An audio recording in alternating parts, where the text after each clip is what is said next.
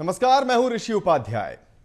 दोस्तों से इस कदर सदमे उठाए जान पर दिल से दुश्मन की अदावत का गिला जाता रहा। हैदर अली आतिश के शेर के जैसा ही नजर आ रहा है कांग्रेस का रिफॉर्मेशन, जिसमें दुश्मनों से अदावत को सेकेंडरी रखकर भूतपूर्व दोस्तों से मिले सदमों से निपटने का प्लान प्रमुख है। यह प्लान भी बिल्कुल सीधा सपाट है कि सुबह का कोई भूला शाम को घर वापस लौटने की अगर सोचे भी तो उसे किसी सूरत में एंट्री नहीं मिलेगी, और शाम होते होते घर का कोई बड़ा ऐसे भूले भटकों का हाथ पकड़कर रास्ता दिखाने लगा तो एक्शन उस पर भी हो जाएगा। कांग्रेस की यह ताकीद उस फहरिस्त का हिस्सा है जिसमें संभावित उपचुनावों और पार्टी के भविष्य को लेकर हो रहे रिफॉर्मेशन के डूज एंड डोंट्स लिखे जा रहे हैं। एक तरफ जहां गैर हुए अपनों के भविष्य को लेकर सियासी शुभकामनाएं हैं, तो दूसरी तरफ इसी लिस्ट में कैपिटल लेटर्स में लिखा है कि डर कर राजनीति नहीं होगी, बोल्ड डिसीजन लेने होंगे और कड़क निर्णयों से अनुशासन और कर्तव्य निष्ठा को बनाए रखा जाएगा। और सबसे महत्वपूर्ण बात कि डर कर राजनीति नहीं की जाती है। तो आज बिल्कुल सीधे से मुद्दे पर करेंगे बात कि कांग्रेस को डर किससे, किस बात का, और इस डर के मायने क्या। जुड़ेंगे एक खास पैनल के साथ और कहेंगे कि जवाब तो देना होगा, लेकिन उसके पहले देखिए यह रिपोर्ट।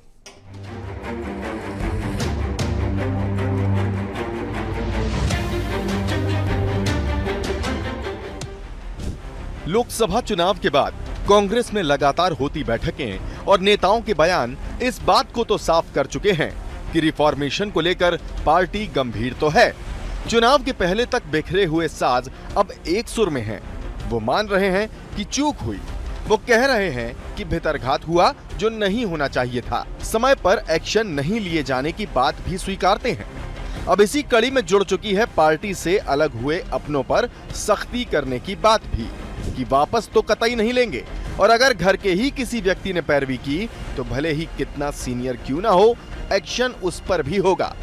अनुशासन और कर्तव्य निष्ठा के लिए डर कर राजनीति नहीं करनी है, बोल्ड डिसीजन लेने होंगे। जो लोग ऐसे थे, भितराघाती करते थे, अंदर से हराते थे, वो लोग बीजेपी में चले गए। और आज तक हमने चूंकि चुनाव चल रहे थे ये बात कभी नहीं कही, पर जैसा प्रभारी महोदय ने कहा, धन्यवाद उनको। अब भगवान उनका सम्मान बचा रहे, हम कम से कम वो कुर्सी और चेयर पे बैठ जाए, मंचों पे, ये हमारी उनसे संवेदनाएं भी है और उनके लिए एक तरह से भावना है हमारी, तो शुभकामनाएं। डर के राजनीति नहीं होती है, बोल्ड डिसीजन लेना पड़ते हैं, तब जाके पार्टी में अनुशासन और कर्तव्य निष्ठा बढ़ती है। और कई लोग बीजेपी में जा चुके हैं, कई लोग विरोध करें, इतनी बड़ी पार्टी को इससे फर्क पड़ता नहीं है। वे गद्दार जिन्होंने इस संकट के दौर में हमारा पार्टी और विचारधारा का साथ छोड़कर भारतीय जनता पार्टी जैसे फासिवादी संगठन को ज्वाइन किया है, वो भी यदि कभी पुनः प्रवेश कांग्रेस में करने की कोशिश करेंगे, या जो भी सीनियर लीडर उन गद्दारों को वापस लाने की कोशिश करेगा, मुझ जैसा कार्यकर्ता उनका भी विरोध करेगा। हालांकि बीजेपी का कहना है कि कई कांग्रेस नेता अभी भी पार्टी से संपर्क में हैं। कांग्रेस बीजेपी संगठन के जैसा बनने की कितनी ही कोशिश क्यों ना कर ले, होना कुछ नहीं है, क्योंकि ये बयान सिर्फ कांग्रेस की आपसी गुटबाजी को जाहिर कर रहे हैं। देखिए, कांग्रेस की ये फितरत है, प्रवृत्ति बन चुकी है आपस में लड़ना।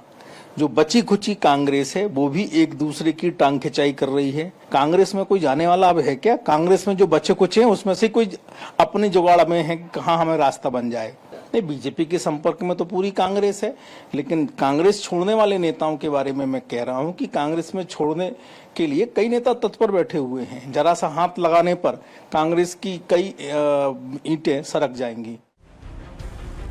सियासी एकजुटता के गीतों में मुखड़े कुछ और अंतरे कुछ होते हैं। अक्सर दोनों के सुर, लय, ताल और बोल भी। डरो मत का राग छेड़ा था राहुल गांधी ने न्याय यात्रा के पहले चरण में, जिक्र उसका भी हो रहा है। लेकिन डरना किससे नहीं है और किससे डरकर राजनीति नहीं करनी है। कुल मिलाकर फिलहाल पार्टी के इस एकजुटता के गीत के कोरस में एक सवाल जरूर गूंज रहा है कि कांग्रेस में कौन किससे डर रहा है। Bureau report, BSTV Bhopal. और चलिए अपने खास पैनल से आपकी मुलाकात करवा देते हैं। हमारे साथ राम पांडे जी हैं, कांग्रेस के प्रवक्ता हैं, वाणी अहलूवालिया जी हैं, बीजेपी की प्रवक्ता हैं, और साथ ही हमारे साथ वरिष्ठ पत्रकार के तौर पर सरमन नगेली जी। तीनों का ही बहुत बहुत स्वागत है इस चर्चा में। सबसे पहले राम पांडे जी आपके पास आना चाहेंगे एक सीधे से सवाल के साथ कि डर कर राजनीति नहीं होती, इस स्टेटमेंट के मायने क्या और क्या सोचकर यह स्टेटमेंट अभी सामने आया है? शिवराज सिंह जी डर गए थे, उनको एक झटके में मुख्यमंत्री पद से हटा दिया गया और दिल्ली से एक पर्ची आती है, उस पर्ची पे एक का नाम लिखा जाता है, वो मुख्यमंत्री बन जाता है। रमन सिंह को हटा दिया गया, डर के मारे चुपचाप बैठे हुए हैं। वसुंधरा राजे को हटा दिया गया, डर के मारे कुछ नहीं बोल रही हैं। लाल कृष्ण आडवाणी जी तो भारतीय जनता पार्टी के गुरु थे, उनका बीजेपी क्या के लिए हाल कर रखा? बीजेपी के लिए है क्या ये सर स्टेटमेंट? नहीं तो समझदार के लिए इशारा काफी है। अच्छा, मुझे लोग जो सुन रहे हैं वो मेरा इशारा समझ रहे हैं कि देश में पार्टियों में चल क्या रहा है। अभी कल जयवान सिंह पवैया जी हैं, उन्होंने सोशल मीडिया पर अपना पूरा दर्द गीत के माध्यम से बना हुआ है कि भारतीय जनता पार्टी में किस तरह से डर का आतंक है। कुछ दिन पहले 28 एमएलए कांग्रेस पार्टी के बीजेपी में गए थे, बीजेपी के 28 विधायकों को डरा धमका कर चुप बैठा दिया गया और कांग्रेस के 28 एमएलए को भारतीय जनता पार्टी से टिकट दिया गया। अभी तक देश में ऐसा होता था कि जितनी भी पार्टियां हैं आप देखेंगे कहीं ना कहीं कांग्रेस से निकली हुई हैं। अब ऐसा लगता है कि भारतीय जनता पार्टी भी एक कांग्रेस से निकली हुई पार्टी है, क्योंकि हमारी पार्टी पर जो भी आरोप लगते हैं या जिसको भी डराया जाता है, राहुल जी ने कहा था डरो मत, उसका मतलब था कि हर इंसान के पीछे जो भी ईडी, सीबीआई, इनकम टैक्स या बुलडोजर चला देना, जो भी यदि वो भारतीय जनता पार्टी से सवाल करता है, और इवन चाहे पत्रकार और मीडिया वाले भी जेल में पड़े हुए हैं, पत्रकारों को भी झूठे केसेस में जेल में डाल दिया गया है। अभी यूपी की घटना है, अमित शाह जी की रैली में एक पत्रकार सवाल कर रहे थे कि आप लोग पैसा देकर यहाँ आए हुए हैं, तो उस पत्रकार की भी पिटाई कर दी और उसको भी बुरी तरह से प्रताड़ित किया गया। तो चाहे जनता हो, मीडिया हो, पत्रकार हो, विपक्ष हो, देश में सबको डराया जा रहा है। तो उस संदर्भ में कहा गया है कि डर कर राजनीति नहीं होती। शायद के मिश्रा जी का भी जो बयान था उसका भी रेफरेंस हमने अपने इस रिपोर्ट में दिया था, सवाल उसी से जुड़ा हुआ था। बहरहाल वाणी जी का एक रिएक्शन ले लेते हैं, उसके बाद हम इसी सवाल के साथ और दो चीजें ऐड करके आपके पास हम लौटेंगे। वाणी जी, आपको नमस्कार, आपके दर्शकों को भी मेरा प्रणाम। जी बिल्कुल, सुर मिले मेरा तुम्हारा जो अभियान चल रहा है कांग्रेस का, असल में सब बेसुरे गायक हैं। आपस की जो असमंजस है, आपस में तालमेल है। अगर ये कहते हैं कि विरोधी मुक्त हो गई है कांग्रेस, तो भाई मैं दावे के साथ इनको कहती हूँ 2029 में फिर मिलेंगे और देख लेना कि कांग्रेस का हशर क्या होता है। 2029 में 44 सीटें थी, वो भी कितने राज्यों से आई थी। 2024 में वो आंकड़ा भी ये पहुंच पाएंगे कि नहीं, ये बहुत बड़ी गुत्थी है। और डर की आतंक, डर की राजनीति, भाई डर से आतंकवाद खत्म हो गया है, विस्फोट होने खत्म हो गए हैं, नक्सलवाद को हमने काबू कर लिया है, हमने अराजकता को काबू कर लिया है। हाँ, अगर ये बात करें तो विकास की बात क्यों नहीं करते? ये जो बात कर रहे थे कि रिस्ट्रिक्शन, हम जर्नलिस्ट के ऊपर पाबंदी है, तो ये भूल रहे हैं कि इन्हीं के मनमोहन सरकार ने एक अधिनियम निकाला था, उसको वापस लेना पड़ा था क्योंकि उसमें फ्रीडम ऑफ स्पीच को खतरा था। ये अभी राष्ट्रवाद के बारे में क्यों नहीं बात करते? क्यों बात करते हैं ये वेल्थ डिस्ट्रीब्यूशन और आपके जो पर्सनल लॉ के ऊपर? ये क्यों बात करते हैं दूसरे मुद्दे जो बाहर से आते हैं? इंपोर्ट क्यों करते हैं अपने मुद्दे? बात करें ना ये देश के मुद्दों पे, बात करें ना बाहरी और आंतरिक सुरक्षा की, बात करें ना ये हम जो इसरो में जो कर रहे हैं, ये बात करें महिलाओं के जो हम 33% आरक्षण दे रहे हैं, ये बात करें इंफ्रास्ट्रक्चर डेवलपमेंट की, आधुनिकीकरण की, ये बात करें औद्योगिकरण की, ये बात करें आरबीआई ने जो आज आंकड़ा दिया है, ये आरबीआई ने जो डिविडेंड दिया है इस सरकार को, वो दर्शाता है कि अर्थव्यवस्था किस दिशा में जा रही है और ये कितना बड़ा अर्थव्यवस्था का एक केंद्र होने वाला है। चलिए जी, जुमले ठीक तो ठीक ये है। लोग इस दे रहे हैं, इनके पास आंकड़े नहीं है। ठीक है, इन तमाम सवालों के साथ जो मेरा मूल सवाल था मैं उसके साथ वापस आप दोनों के पास लौटूंगा। सरवण जी को थोड़ा इन कर लेते हैं हम। सरवण जी, जो मेरा मूल सवाल था, जो इस डिबेट का आधार है कि कांग्रेस में कौन किससे डर रहा है, इस सवाल के पीछे का रेफरेंस था सज्जन सिंह वर्मा का वो स्टेटमेंट जिसमें वो कह रहे हैं कि डर कर राजनीति नहीं होती। फिर के मिश्रा का आज का स्टेटमेंट जिसमें वो कह रहे हैं कि जो वापस लौटने वाले हैं अगर उनका साथ कोई सीनियर लीडर देते हैं तो उनका विरोध भी उनके जैसे कार्यकर्ता करेंगे। ये दोनों ही रेफरेंसेस थे मेरे सवाल के पीछे। एक प्रतिक्रिया पहले आपसे। देखिए माननीय ऋषि जी, कौन क्या कह रहा है इसका कोई फर्क नहीं पड़ता है। जब जिस नेता की वापसी होती है तो वो नेता की वापसी आराम से हो जाती है, उसको टिकट भी मिल जाता है, वो विधायक सांसद भी बन जाता है और मंत्री भी बन जाता है। ये कोई किसी का विरोध करे, पार्टी को जो निर्णय अच्छा लगेगा, हाईकमान को, एआईसीसी को, उसको वो अपने दल में शामिल कराएंगे, चाहे वो अपने दल का जाने वाला वापस आने वाला हो या कोई दूसरा हो जो दूसरे दल से भी हो। तो ये पार्टी अपने हित के बारे में सोचती है, इसलिए उनके उस बयान का मैं एक पत्रकार के नाते कोई बहुत ज़्यादा महत्व नहीं समझता हूँ। एक दूसरा क्या है कि बहुत सारे जो लोगों को दल से निकालने का लेने का काम वो है ना, एआईसीसी के अधीन रहता है, वो राज्यों के अधीन नहीं रहता है, ठीक है ना। तो एआईसीसी जो है ना, जो करता है ना, उसमें फिर कुछ नहीं कर सकता। ना माननीय सज्जन वर्मा कुछ सकते हैं, ना माननीय जीतू पटवारी कुछ कर सकते हैं। ये बात जरूर है कि जब वो किसी को दल में शामिल कराएंगे तो उनसे एक सलाह मशवरा कर लिया जाएगा और जिसमें उनको सहमति होगी, जहाँ तक मैं समझता हूँ। माननीय सज्जन वर्मा जी ने जो कहा है, तो सज्जन वर्मा जी ने जो कहा है ना, डरने की बात, मेरा ऐसा कहना है, मेरा ऐसा मानना है कि सज्जन वर्मा, के मिश्रा, जीतू पटवारी बजाय ये बयानबाजी करने के, जिन 125 लोकसभा क्षेत्रों में अभी मतदान होना है वहाँ जाएं, वहाँ पार्टी के प्रत्याशी के लिए काम करें, वहाँ धूल खाएं, वहाँ गर्मी में रहें, वहाँ लोगों को मतदान पर्ची वितरित करें, लोगों को पोलिंग एजेंट मतलब जहाँ मतदान होता है वो वहाँ तक लेकर आने का प्रयास करें, लोगों की सुख दुख की बात करें, पार्टी की विचारधारा की बात करें, अपना न्याय पत्र, जिसको कि घोषणा पत्र को न्याय पत्र कहा गया, उसको फैलाने का काम करें, उसको प्रचारित करने का, लोगों को बताने का काम करें, ना कि यहाँ बैठ के इस तरह की बयानबाजी करें। मेरा ऐसा मानना है कि जिस तरह से जीतू पटवारी जी ने भी कहा है ना, वो देखिए, ये कहना अपने आप में ठीक है, लेकिन इसका दूरगामी कांग्रेस पार्टी की राजनीति से इसका कोई सरोकार नहीं है। वो जो निर्णय होना है वो होंगे और होकर रहेंगे, इसमें किसी का कोई बयान काम नहीं आएगा। ये एक और चीज है कि जो सज्जन वर्मा जी की जो बात आई है, जी कंटिन्यू करें सर। मैं सज्जन वर्मा जी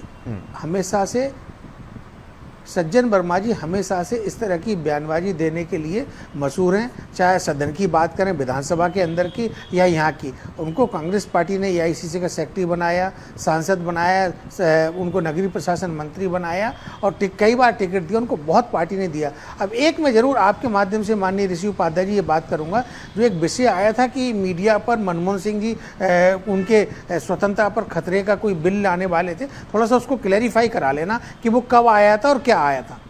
चलिए ठीक है, वो भी क्लेरिफाई करेंगे राम पांडे जी आप। और साथ में मैं अपने सवाल के साथ वापस लौटूंगा थोड़ा सा और एक्सप्लेन करते हुए कि फिलहाल जो रिफॉर्मेशन की बात हो रही है, हम देख रहे हैं कि जीतू पटवारी लगातार पिछले कुछ दिनों से इस पर अपना बयान दे रहे हैं कि हम आगामी उपचुनावों की तैयारी कर रहे हैं, पार्टी को व्यवस्थित करने का काम कर रहे हैं, जो पुराने हमारे लूप होल्स रहे अब हम उनको ठीक करेंगे।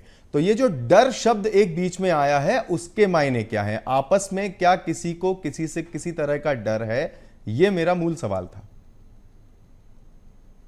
जो अभी कहा वो मुझसे नहीं पूछा है सवाल, उन्होंने बीजेपी की प्रवक्ता से पूछा है कि ये जो मीडिया की फ्रीडम ऑफ स्पीच का जो बिल मनमोहन सिंह जी लेकर आए थे वो कब लेकर आए थे। न तो सरवण जी को पता है, न राम पांडे को पता है, न ऋषि उपाध्याय जी को पता है। चलिए ये तो पता होगा सर कि डर की बात कहां चल रही है, उस पर तो हम कम से कम रहे, वो हम उसको आगे भी डिस्कस कर लेंगे। फिलहाल मूल मुद्दा यही है।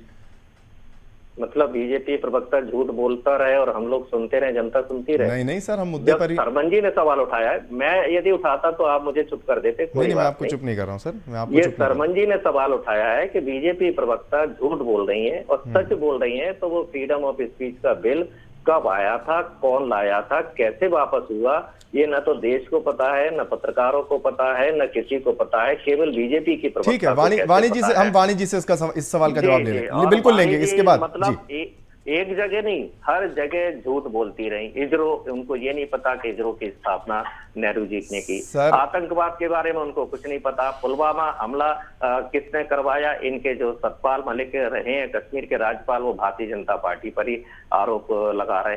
महिला आरक्षण बिल, पंचायती राज कौन लेकर आया, राजीव गांधी जी। 33% आरक्षण किसने दिया, राजीव गांधी जी ने।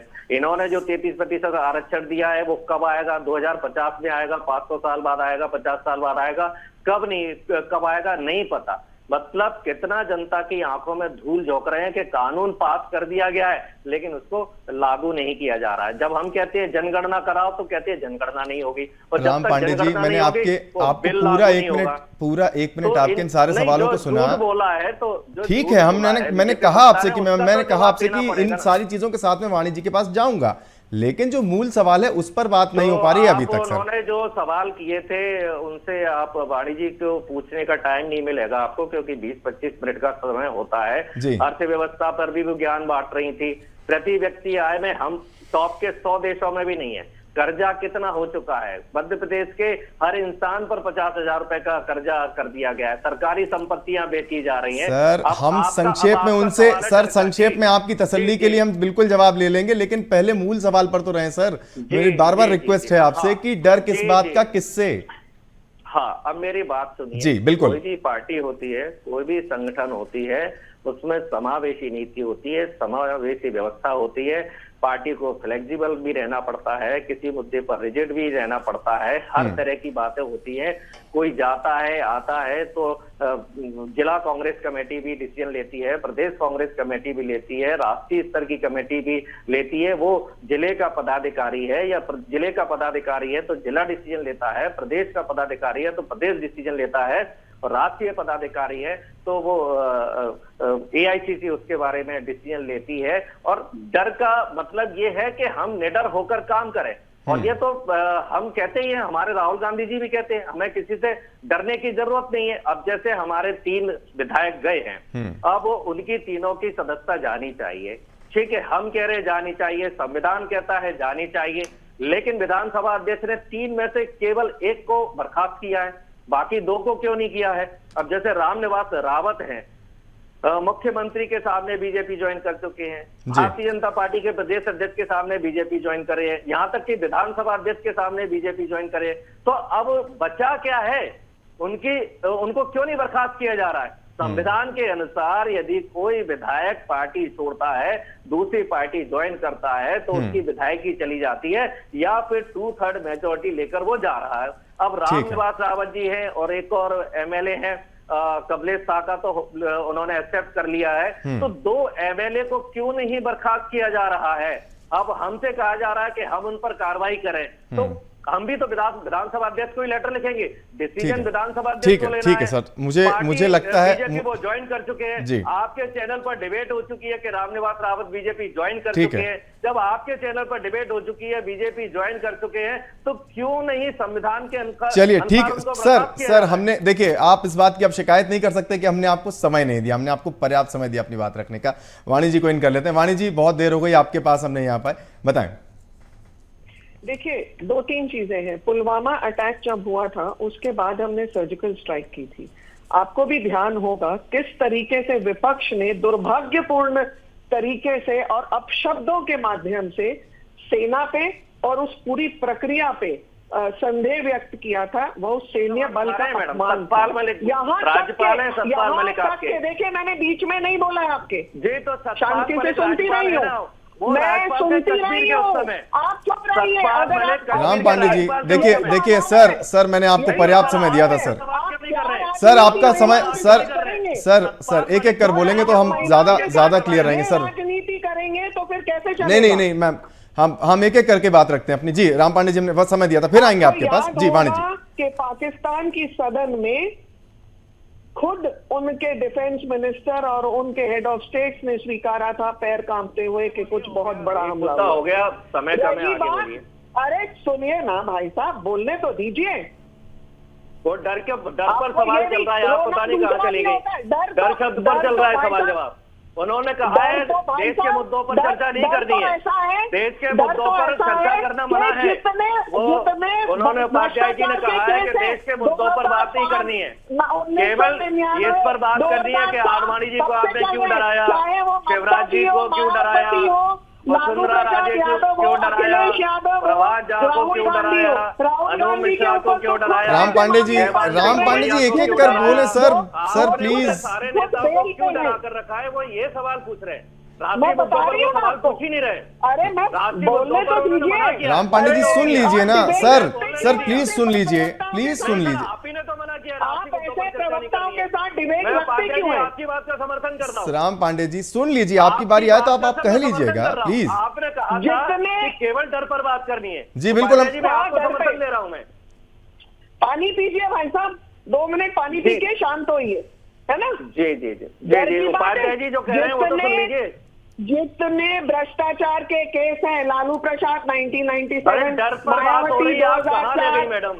ममता जी 2007, अखिलेश यादव तब से नेशनल हेराल्ड का केस, राहुल गांधी और सोनिया गांधी पे वो भी बहुत पुराना है। ये जितने केस है कांग्रेस शासन के टाइम से चल रहे हैं। हमने प्रज्वल रेवन्ना का केस, छगन भुजबल का केस, हेमंत सोरेन का केस, सबके सब 50,000 करोड़ के आरोपी हैं, सबके सब बलात्कारी हैं, सब आपकी पार्टी में, सारे केस वाले आपकी पार्टी में, इतना वीडियो जितने भी केस वाले सब बीजेपी में गए, जितने बलात्कारी ठीक है चलिए ठीक है। हम एक बात अभी तक तकरीबन 20-21 मिनट हो चुके हैं। अभी तक हम एक बात पर तो फिलहाल निश्चित है कि अभी हम बहुत विषय के अतिरिक्त हमने बहुत सारी बातें कर ली, हम विषय पर नहीं बात कर पा रहे हैं। पता नहीं क्या समस्या है या क्या मैं शायद कन्वे नहीं कर पा रहा हूं ठीक से। सरवन जी को इन कर लेते हैं। सरवन जी आपकी एक प्रतिक्रिया, फिर हम वापस राम पांडे जी प्लीज। सर देखिए, अब हम वापस, मैं वही कर रहा हूं ना कि हम विषयांतर नहीं करते हैं, फिर से एक बार कोशिश करते हैं कि शायद कुछ सार्थक चर्चा हो जाए। सरवन जी प्लीज। नहीं, सवाल कीजिए ना आप।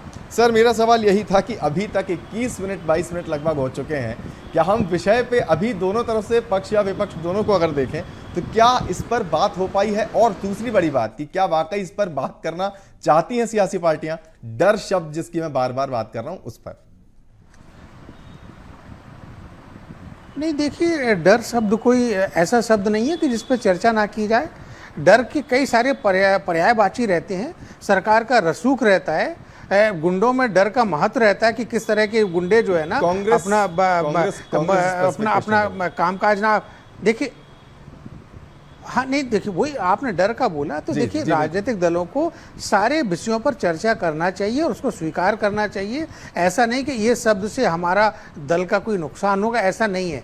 आपका नुकसान होगा, वो तो पब्लिक डोमेन में है, तो चर्चा करने से कभी भी नहीं भागना चाहिए। और देखिए, जहाँ तक मेरा ये व्यक्तिगत मानना ये है कि जो प्रवक्ता महोदय किसी भी दल के यदि विषय पर चर्चा हो रही है तो वहाँ तक सीमित रहें। और जो भी यदि आप आधी अधूरी जानकारी दे रहे हैं चैनल के माध्यम से, क्योंकि आप BSTV बड़ा चैनल है, प्रमुख चैनल है, और सोशल मीडिया पर भी उसकी प्रेजेंस है, लोग देखते हैं और बहुत सारे प्लेटफॉर्म पर है, तो कम से कम ऐसी असत्य कथन या मतलब अधूरी जानकारी ना दें जिससे कि लोग भ्रमित हो। आपके पास कोई तथ्य है तो उसको रखें, और यदि कोई उस आपकी जानकारी पर कोई टीका टिप्पणी कर रहा तो उसको भी क्लैरिफाई करें, लेकिन कम से कम चर्चा जरूर करें। डर शब्द कोई बुरा नहीं है। राम पांडे जी को इसमें सोचना चाहिए और दूसरे दल के प्रवक्ता को भी सोचना चाहिए कि आप चर्चा कीजिए, लेकिन अभी तक कोई सार्थक चर्चा नहीं हुई। और एक एक करके अपना संवाद करें ना, वो अपनी बात रखे उसका आप उत्तर दें, वो अपनी बात रखे तो आप उसका उत्तर दें। ठीक बात है, बिल्कुल। राम जी, मैं वापस कोशिश करता हूं कि हमारे पास हालांकि समय कम बचा है, कोशिश करेंगे कि संक्षेप में इसको खत्म करने का प्रयास करें। डर क्या कांग्रेस को भीतर किसी से है? क्या इस बात का डर? मैं सीधा सवाल पूछता हूं कि क्या वापस लौटने वालों को लेकर डर है? क्या उन्हें सपोर्ट करने वालों को लेकर डर है? जैसे कि के मिश्रा ने आज कहा कि वापस लौटे और अगर किसी सीनियर ने उनका सपोर्ट किया तो उनके खिलाफ भी हम खड़े होंगे। जी, ऐसा डर वर की कोई बात नहीं होती है। जैसे हम किसी को सपोर्ट करते हैं तो क्या कहते हैं, आप चिंता मत कीजिए, हम आपके साथ हैं, आप बेफिक्र रहिए, आप डरिए मत।